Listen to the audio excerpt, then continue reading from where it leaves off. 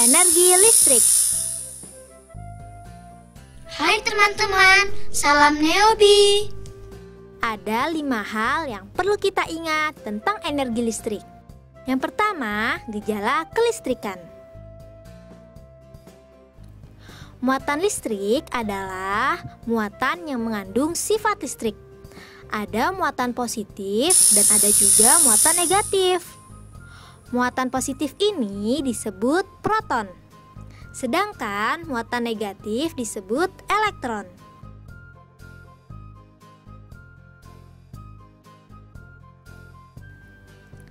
Jika jumlah muatan positif dan negatifnya sama, maka benda tersebut dalam keadaan netral. Perbedaan jumlah muatan ini dapat dipengaruhi oleh alam maupun manusia. Saat jumlah muatan berbeda, maka akan timbul aliran muatan. Aliran muatan inilah yang disebut gejala kelistrikan. Dalam gejala kelistrikan terdapat arus listrik, yaitu pergerakan muatan listrik akibat aliran elektron. Apa saja ya contoh-contoh gejala kelistrikan itu? Contohnya yaitu penggaris plastik dapat menarik kertas kecil. Bagaimana hal ini bisa terjadi? Awalnya penggaris digosokkan ke rambut, maka terjadilah perpindahan elektron dari rambut ke penggaris plastik. Akibatnya penggaris plastik kelebihan elektron. Saat penggaris plastik yang kelebihan elektron didekatkan pada kertas kecil, maka elektronnya berpindah menuju kertas kecil. Karena massa kertas lebih kecil dari massa penggaris, maka kertas kecil tertarik menuju penggaris, mengiringi perpindahan elektron dari penggaris menuju kertas kecil.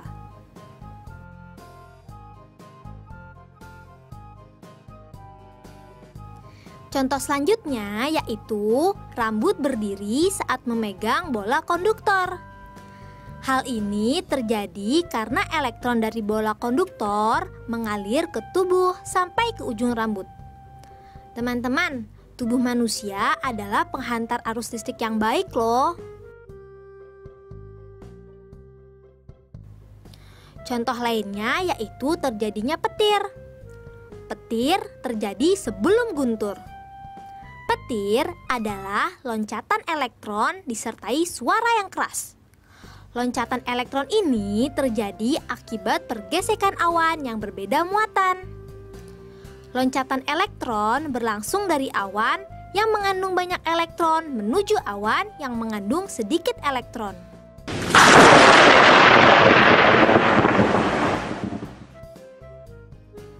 Yang kedua, konduktor. Konduktor itu apa ya? Konduktor adalah alat atau bahan yang dapat menghantarkan arus listrik. Konduktor ini biasanya digunakan untuk menyalurkan listrik. Contohnya tembaga, kabel, aluminium, besi, dan lainnya. Yuk kita bahas satu persatu contoh konduktor ini.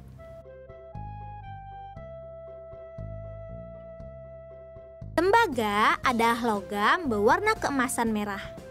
Tembaga merupakan konduktor yang baik loh. Simbol ilmiah tembaga adalah Cu. Tembaga biasa digunakan sebagai bahan dasar kabel, kumparan trafo, dan pipa pendingin.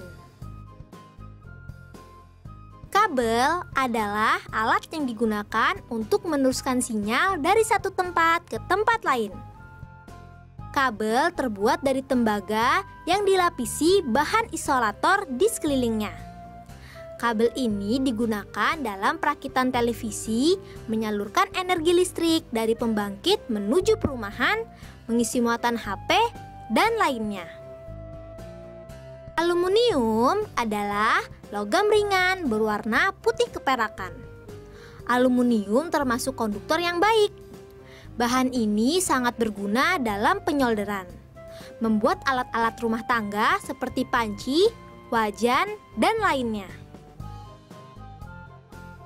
Besi adalah logam yang berasal dari biji besi. Simbol besi ini adalah Fe.